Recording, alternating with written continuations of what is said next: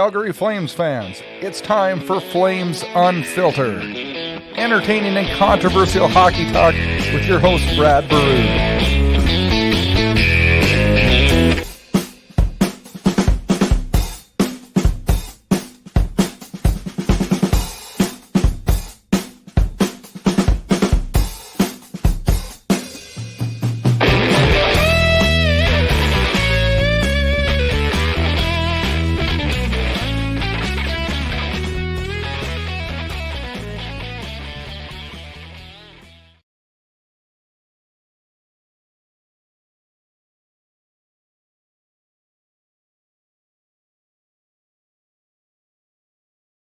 I gotta add me to the stream so you can at least see me.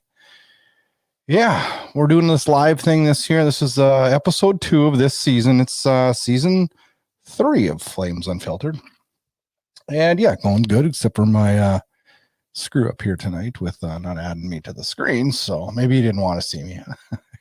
To be honest with you, I'm surprised I'm here tonight. I've been under the weather all week. I just started feeling crummy last Saturday, and I just been laying low. And yeah, finally now starting to feel a little bit better, and that's good because things are heating up in Calgary, and we're getting ready for the start of the regular season, which is gonna seem like an eternity because it seemed like forever to get preseason going.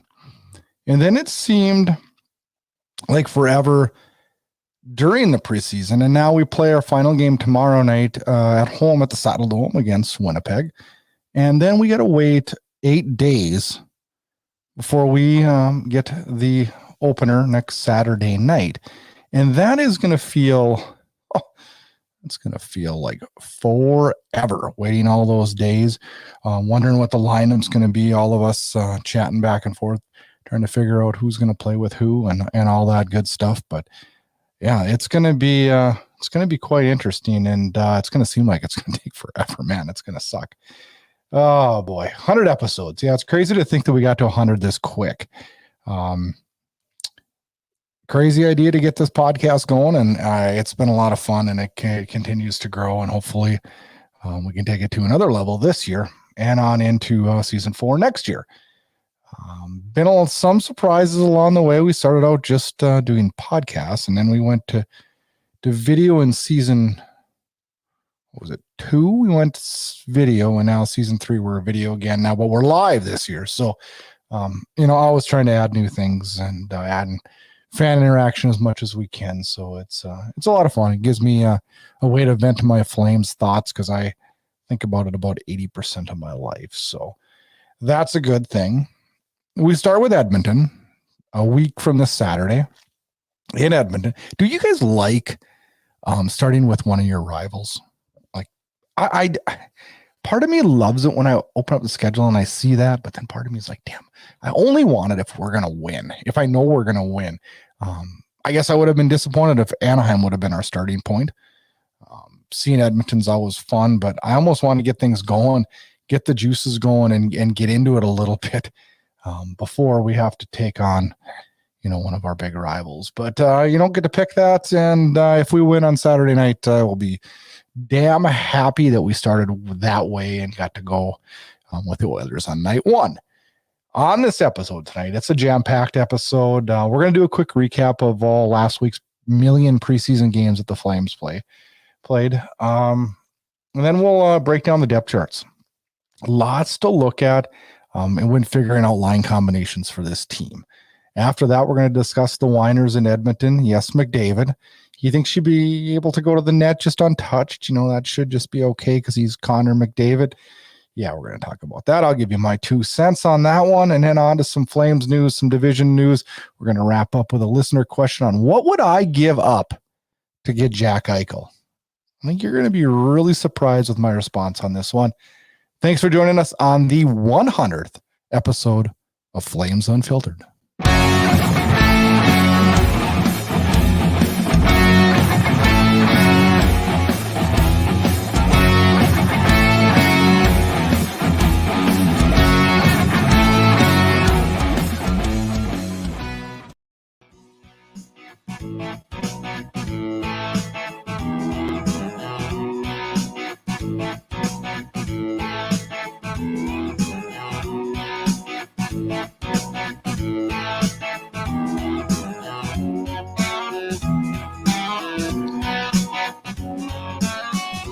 All right, Flames fans, let's start talking about some preseason games. And it seems like there's just unlimited preseason games. This last week, it seemed like every night we played, and which is nice, but I don't know. Daryl Sutter hates it. I wasn't a huge fan of it.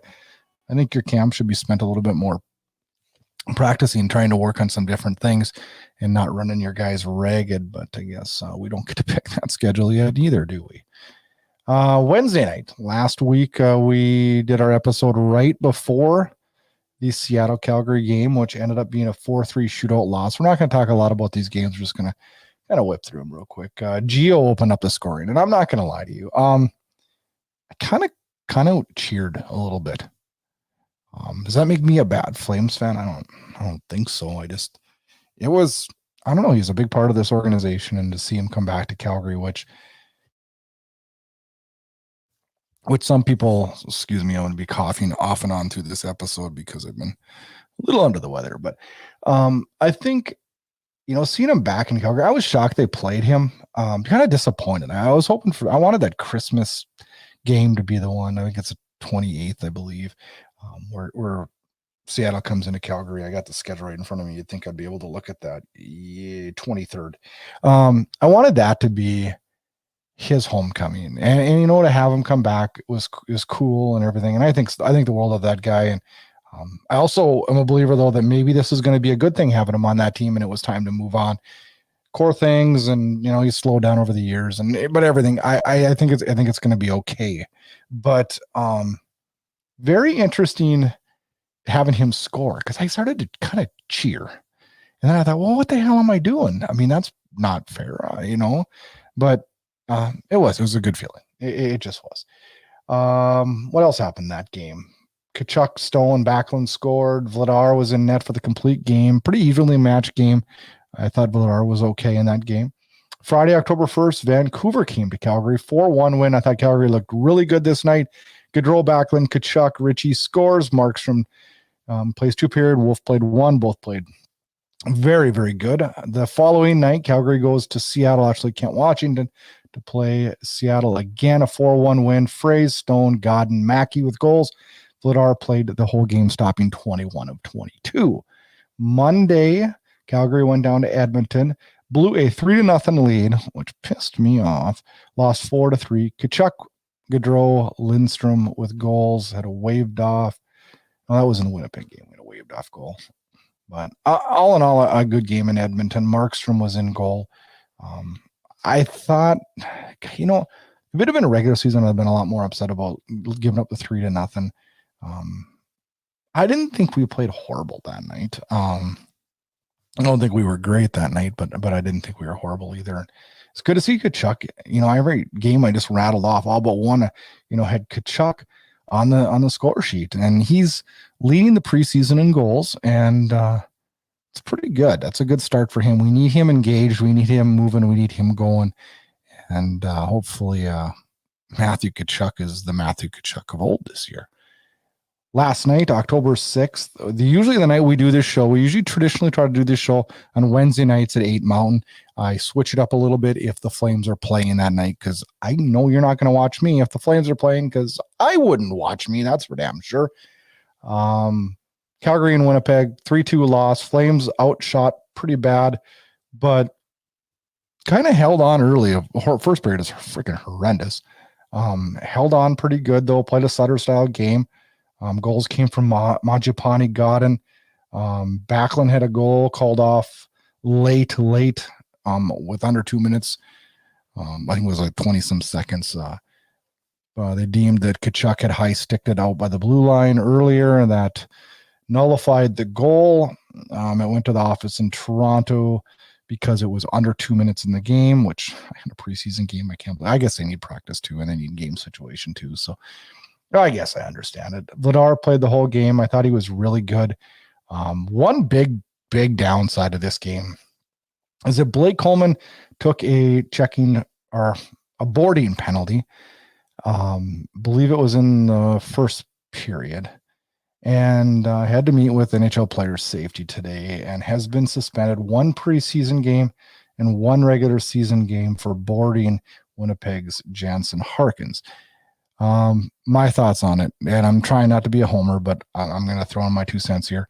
He was on his knees. He was trying to get up when Coleman hit him. Should he hit him? No, he shouldn't hit him. Is this 2 games? No. This is a 1 game.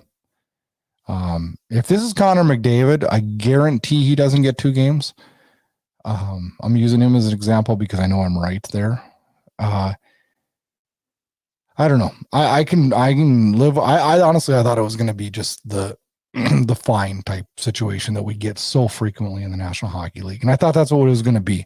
And then when I see he gets a game, I was just kind of taken aback a little bit because I don't know. I just didn't see that one coming. I didn't think that it was going to be, a regular season game at that. So a little bit of surprising there. That kind of throws a juggle into the lineup, and I'm going to miss Blake Coleman in that first Edmonton game because I saw something out of Blake Coleman yesterday in Winnipeg that I hadn't seen in the preseason. And quite honestly, I watched quite a few Lightning games last year, but didn't notice him being kind of the disturber that he was last night in Winnipeg, and I loved it. I actually, my hopes for Coleman went up drastically. I was pretty excited when I saw that, and I thought, well, that's good. That's going to play dividends in our home opener in Winnipeg, and now we're not going to have that. So I'm a little bit disappointed, but I look for big things from Coleman this year. Even though he's going to play a tightrope, playing a different role in Calgary, now making the money, he's got a lot to live up to, and I know how this fan base can be. Are we going to be able to put up with that and and give them some patience from time to time?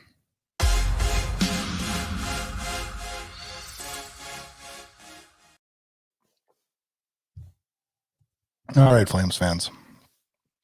As I cough into the microphone accidentally there. Jeez, I'm having a tough go tonight here.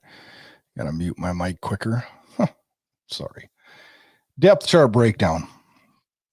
Let's go through it. Start with the goalies. Markstrom and Vladar, a lot of question marks in Calgary about the goaltending and where we'd be with Vladar. And I'm not going to lie, I was a little bit worried about it too. He is more than proven that he's going to be an adequate backup in this league. And I started thinking back to the Mika Kiprusoff days. And when he arrived from San Jose, he was a third string goalie for the San Jose Sharks playing under Darryl Sutter. What was Vladar in Boston? Third string goalie. You got to take chances on guys like this. If he's mechanically sound, which he is, I mean, someone's got to give him a chance. And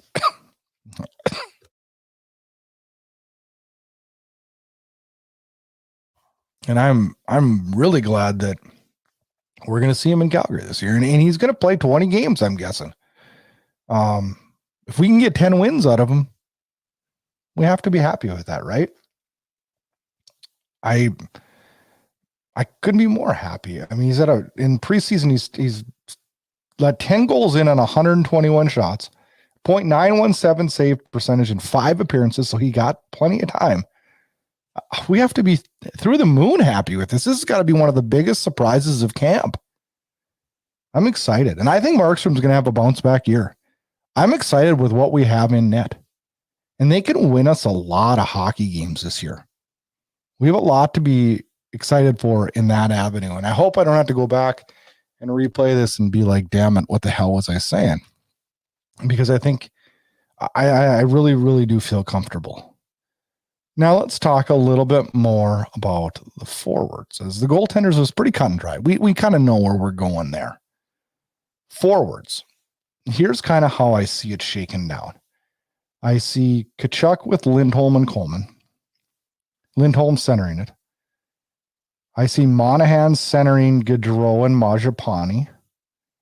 I see Backlund centering Dubé and Pitlick. With him being injured, I'll fill the blank in there in a minute. I see, unfortunately, Richardson centering Lucic and Lewis with Richie as the sub.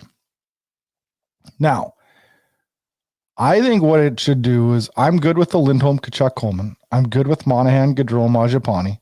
I'm good with Backlund, Dubé, Pitlick. I would fill in Dewar right now until Pitlick comes back. I would fill him into that spot. And I would have Godden centering Lucic and Lewis with Richie as our extra. Godden should be on that fourth line instead of Richardson. I'm sure Sutter will want Richardson in there because he's a veteran and he's been a Sutter guy and this and that and all that. But you know what? He did not. The numbers don't lie. He was awful in the preseason. And when are we going to give some of these? I'm not a pro. Let's give all the young guys all these opportunities. I think they earn opportunities and you give it when they've earned it. I think we're there with Godden. I honestly, I believe we're there. And I think it's time to give him that. And I feel like Sutter isn't going to do that. And I think it's time for Godden to get that fourth line center role and see where he can run with it. We'll see what happens there. Zari's injured. So we didn't get to see him in camp, which we knew he wouldn't be sticking in Calgary, but it would have been fun to see him as he looked pretty good in the prospect games before his foot injury. Phillips and Rosiska disappointed me. Now, I thought Rosiska was going to be that guy that could maybe step in, and then we get, Dewar that steps in, and that's great because he's a pleasant surprise. Vladar and him, and we'll talk about the defense, what surprises there, but I mean, he's the biggest surprise on the front end. Godden isn't that big of a surprise for me. I expected this to be his year that he did like Dylan Dubé did a few years ago and make a name in the preseason and work his way into the lineup. This is Godden's year to do that. And I think he did it. We'll just see if Daryl Sutter and the rest of the coaching staff feels the same way as I do on that one. Defense. Let's talk defense. Pretty cut and dried. But here's where the controversy lies. Sutter talked about 4 pairs. Players are not going to be judged individually at this point. Right now, he said he's going to be judging pairs and positioning and playing in pairs, which leads me to believe that he's going to carry 2 extra defensemen and 1 extra forward on this roster. I might be wrong there, but based off his comments there, if he's going to run this in pairs, he's going to have 8 defense. And there's more to why I think that'll happen. Because right now his pairs that he's got are Hanifin and Anderson, Zadorov, Tanev, Shillington, Gabranson, Valimaki, Stone. Valimaki to me looks like the odd man out right at the moment. He's never been a fit with Sutter. And quite honestly, I had all the hopes for Valimaki, and I'm not writing him off or anything. I was really pro Valimaki. Actually, I had him slotted in my top 4 this year without question. But I've been disappointed. I didn't think he stepped into place last year when he needed to, and I didn't think in the camp this year that he came and proved that he is a top 6 D-man and solidified that in Sutter's mind. I don't think he did that. Now, Stone is interesting to me. He's always, to me, been our safety net.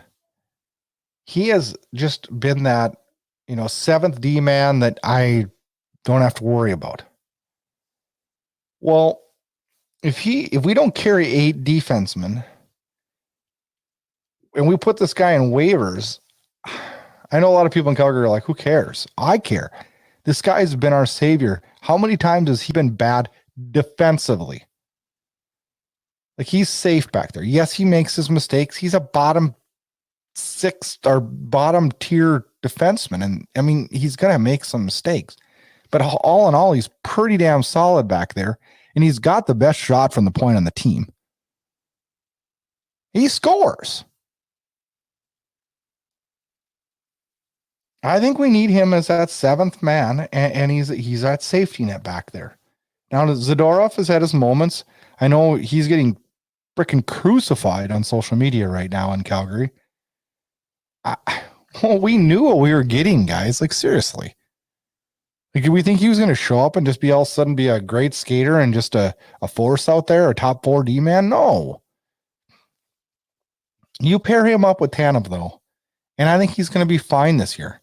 He's a bitch to play against.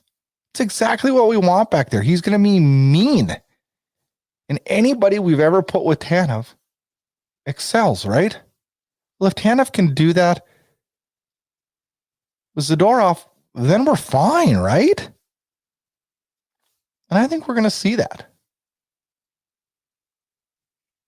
I actually like this pairing. I think it's going to be fine. Everybody needs to relax on this one. Hanifin and Anderson, they're set. We're good there. Anderson hopefully has a bounce back year this year.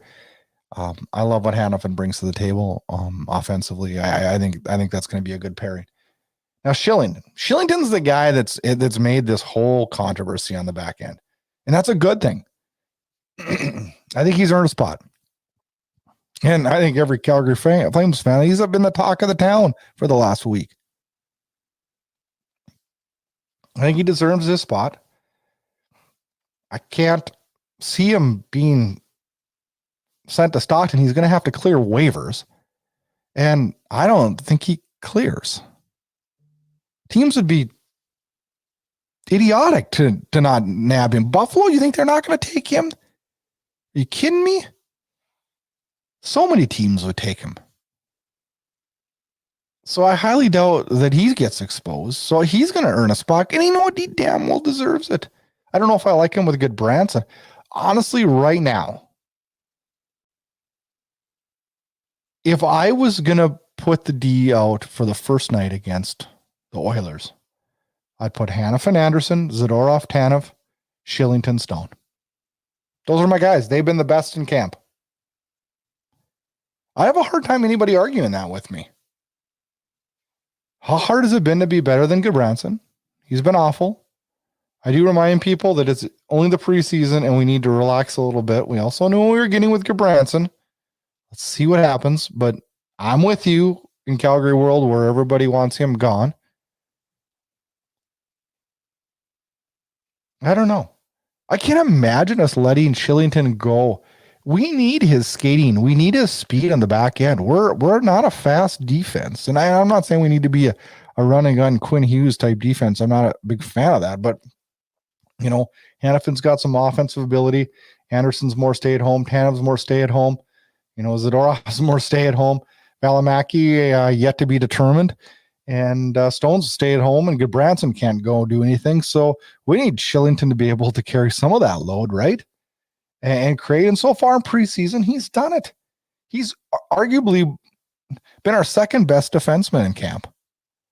Tanev being the best. Hanifin not really getting a chance. Stone might be in our top 4. Arguably, Connor Mackey hasn't been bad, and I guarantee we're going to see Connor Mackey in some hockey games this year. Deservedly so. But you know what? This is a good problem to have. We could be sitting here tonight talking about how Shillington's disappointed again. He's going to be done in Calgary. Connor Mackey didn't look that great. Goodbranson wasn't very good. Zadorov wasn't very good. Anderson looks like he did last year. Wait a minute, guys. We've got a lot of positives to talk about on this back end. It'll be interesting who gets paired with who. Shillington's even getting some, you know, Elliot Friedman was talking about him today or yesterday and said, I'm really, you know, careful about the first week of preseason. The best players aren't dialed in. But if there's one player who piqued my interest, it's Oliver Shillington in Calgary.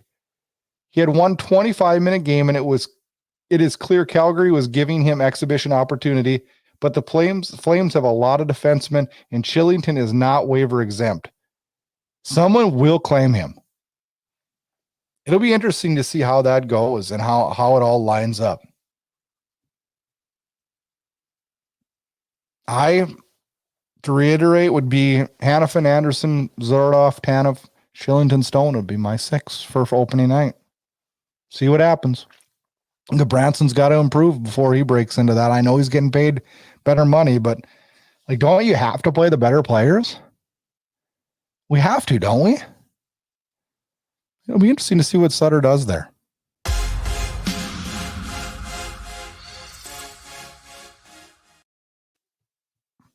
All right.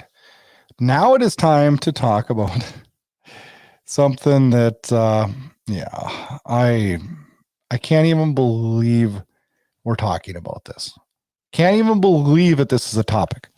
Connor McDavid not happy with Chris Tanev in Calgary for taking him down on what McDavid calls a dangerous play. When Connor McDavid what night? I don't even know what night it was. Monday night. Collided with Markstrom, which scared me more than McDavid going into the net, obviously. I don't know. Tanev tripped him when he was going in, but what else is he supposed to do? Connor McDavid is known for his speed, and he's known for going wide on defensemen, and quite honestly can skate around 99% of the defensemen in the league like they're standing still. What are the defensemen supposed to do? Let him go? Or try to defend him? Tripping's a penalty. They get called for it. What does he want? He wants special treatment? Is that what he wants? His quote is, obviously, they have the right to defend their net and defend me trying to get there. But when a stick comes into my feet there like Tanev's did, it's a dangerous play for me and for the goalie. I don't want to go flying in there. The goalie doesn't want me flying in there. And the guy that's left safe is a defenseman with that sloppy stick. Well, our job is to not have you score. It might be a little difficult. And it's supposed to be a little bit difficult. But if Connor McDavid thinks that defenseman in the league, because he's so fast and dynamic, that we're just going to let him go in and not trip him, it's absurd. Now, there's a history of this. McDavid and Gio went into the net hard, and McDavid ended up injured and out the rest of the season, albeit late in the season. I just don't understand where that story came from.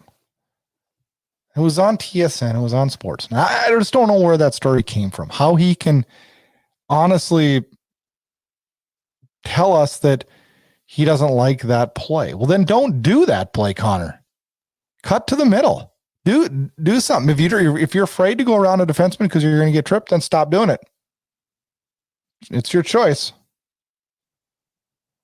I don't know. Very interesting situation. Surprised that was even a topic this week, Flames fans. Hey, hockey fans, check out the Debate Hockey Podcast. Hosts Brad Burud and Blake Friars debate all the happenings throughout the hockey world every single week on the Debate Hockey Podcast.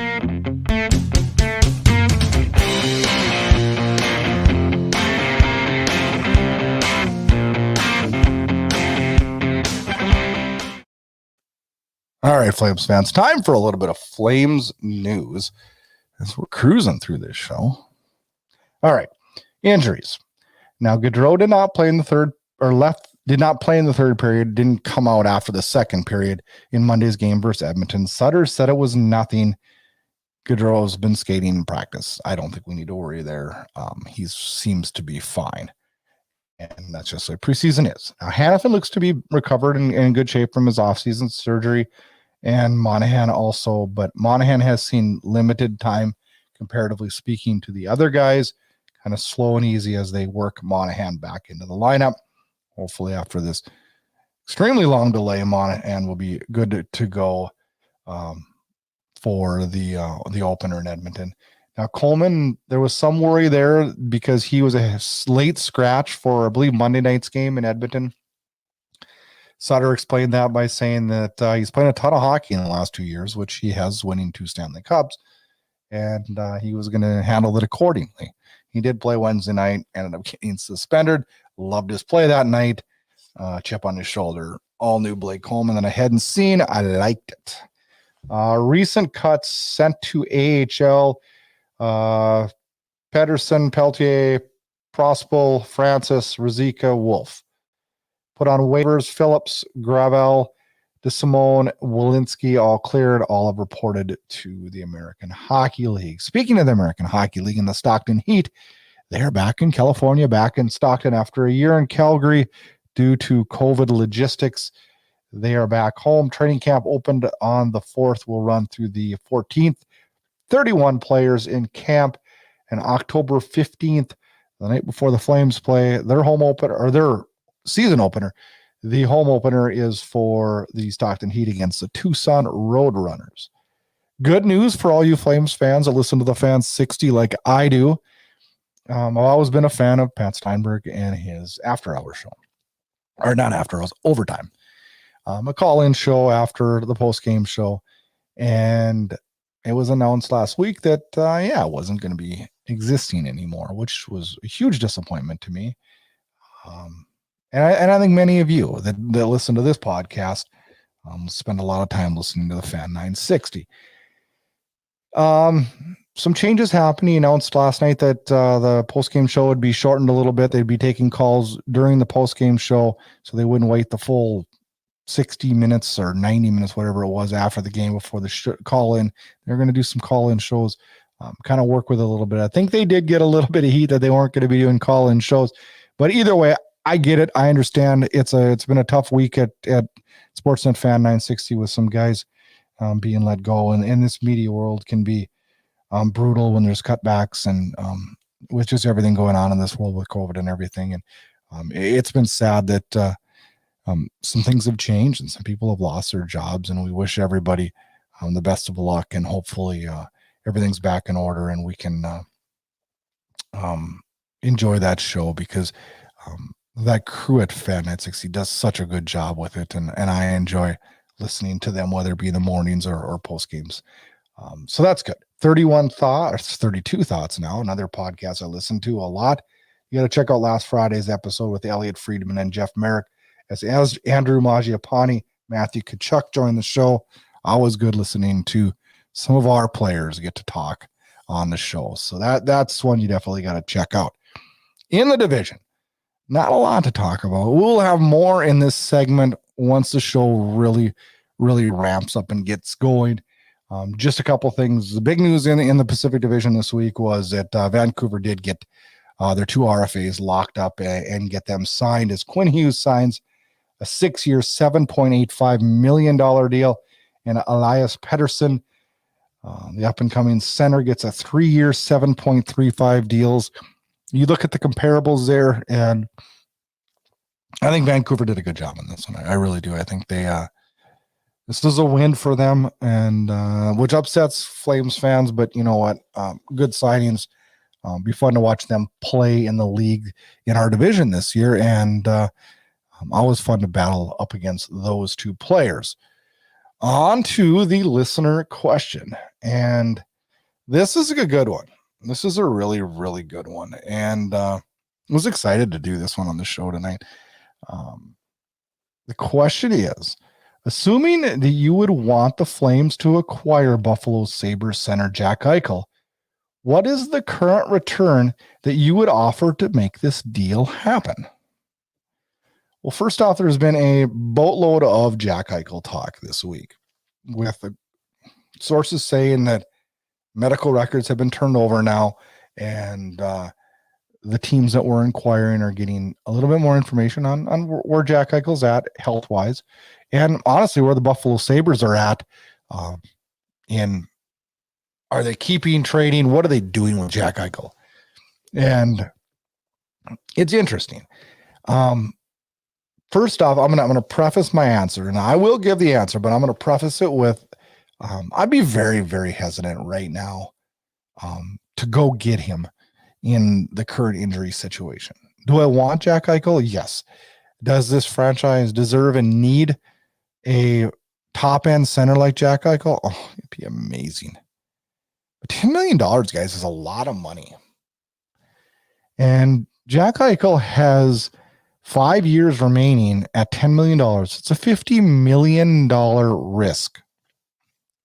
Plus, if we made a trade tomorrow for Jack Eichel, when would he play for us? I mean, would it be February? Would it be next year? When would it be? That'd be a question I'd want to know. And then, so you're going to throw $50 million out. Pay for the medical procedure too, because once you acquire him, you're on the hook for that. And then, how long does it take to heal? Will he heal 100%? I don't know. Would this management group even allow the Flames to go out and take a $50 million risk? Huge risk financially. The reward would be huge too. It could be. It'd just be really interesting to see, what behind doors is being said about that. So back to the original question. The biggest thing would be, I don't know the exact ruling on acquiring a player that is currently injured or unable to play or is on long-term IR. Does the cap space need to be available for you to acquire them? If that's the case, I have no idea. It wouldn't have, you couldn't do it in Calgary. That being said, if you could acquire him and just move the long-term IR onto our long-term IR,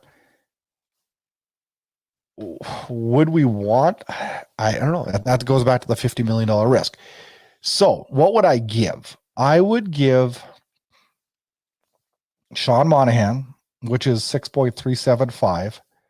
I would not want to give him, but we would have to, because acquiring a center, plus that would give up the cap space, some of the cap space we would need to clear. I would maybe do the second round pick that we acquired from Florida. And I'd want like Eichel and a fourth rounder back. I'm not going to give up the farm for this guy. There's too much risk to be giving up the farm for him. I would love it. Tomorrow, if I flipped on Fan 960 and they said, we got Jack Eichel, I'd probably be happy.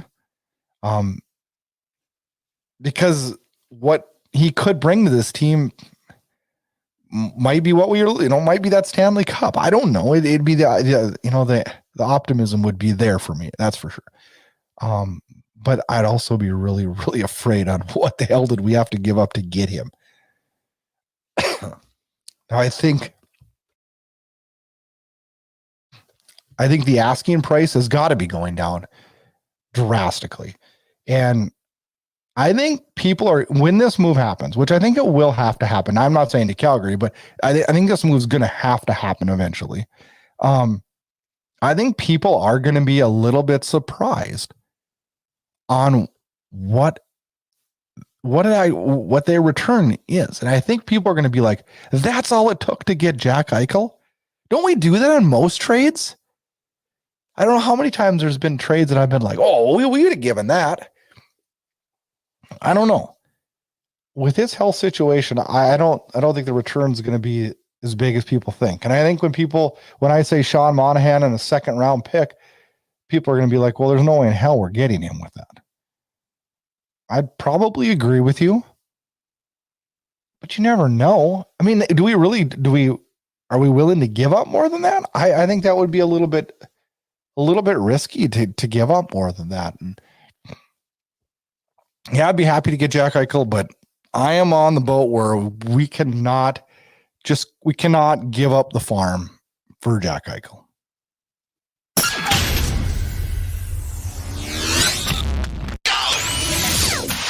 Get all your Flames Unfiltered podcasts, team news, team updates, and highlights at flamesunfiltered.com.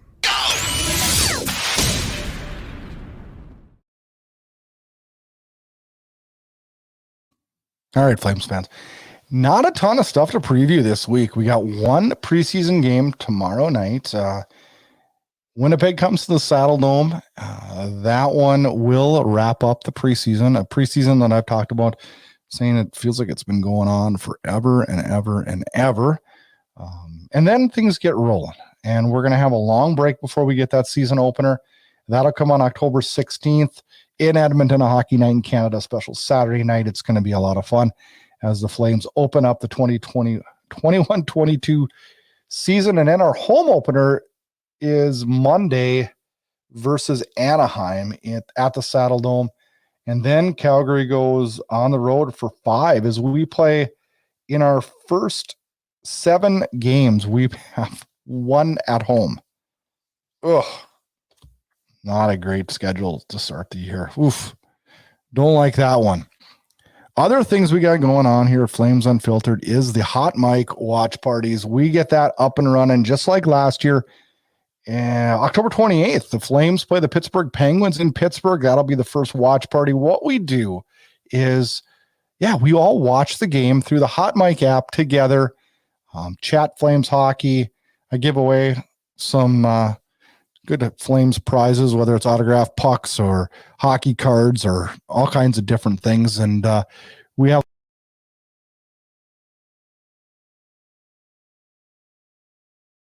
a big contest too, where we try to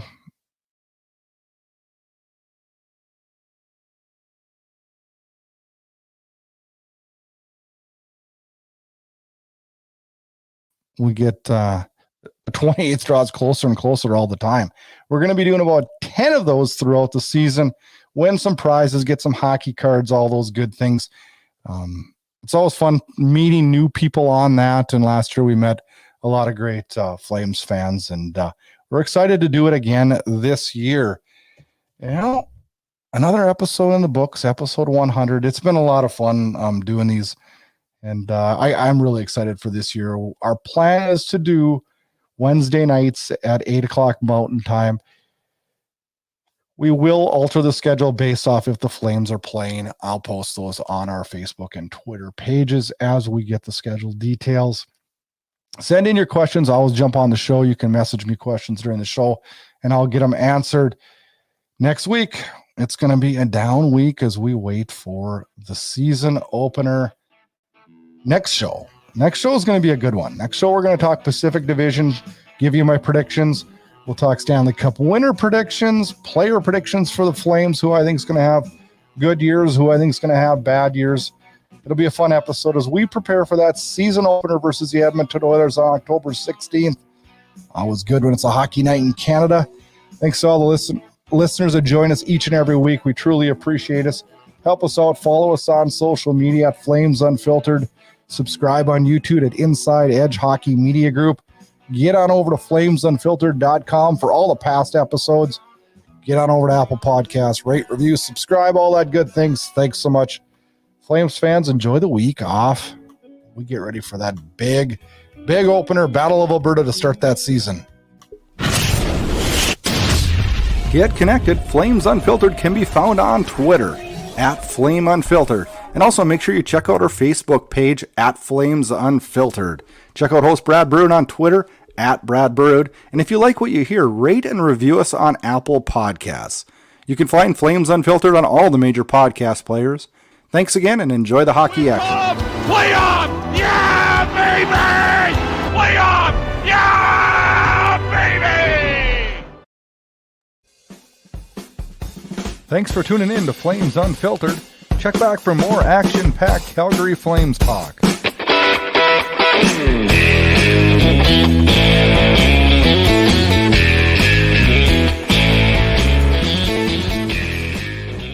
This episode of Flames Unfiltered was copyrighted and produced by Inside Edge Hockey Media Group.